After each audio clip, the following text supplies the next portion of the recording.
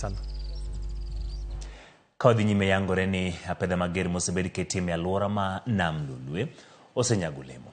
E kaunti Homa Bay, apedha mosebedi ka itimo ni yedhe mamero ji osejiwo kenge ma iketo gi tend piny owacho ma Homa Bay kod migawo mar arita.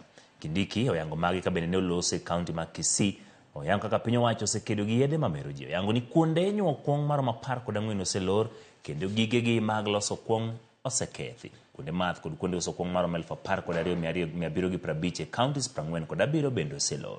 Kuonde ma osebedo gi lesen kendo ne tiyo alwora mag sikunde ataro mar chik maromo 6,500 oseban piendegi.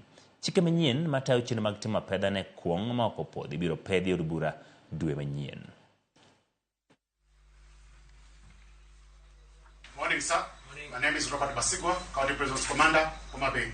Basigwa. Yes, sir. Thank you, Commander. Unless we destroy the infrastructure of violence that is developing, which is politically instigated, these criminals will organize themselves and mutate into other crimes. We've decided to sustain this war on a permanent basis, the way we have sustained the war on other serious national security threats.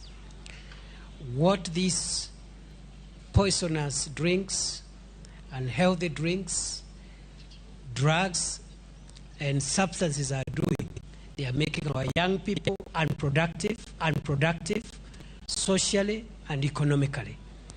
They are making crime levels even go high. And I want to here confirm that actually since we began the crackdown nationally on 7th of March, there has been a sharp decline on reported crime statistics across the country, meaning there is a link between the drug problem, the illicit alcohol problem, and crime levels. So we want to secure our country, but we also want our people to engage in productive activities. When they wake up, not to go and look for poison to kill themselves, not to go and look for drugs, but when they wake up, let them go and struggle to feed their families, let them find something to do, and I'm sure we cannot use the excuse of joblessness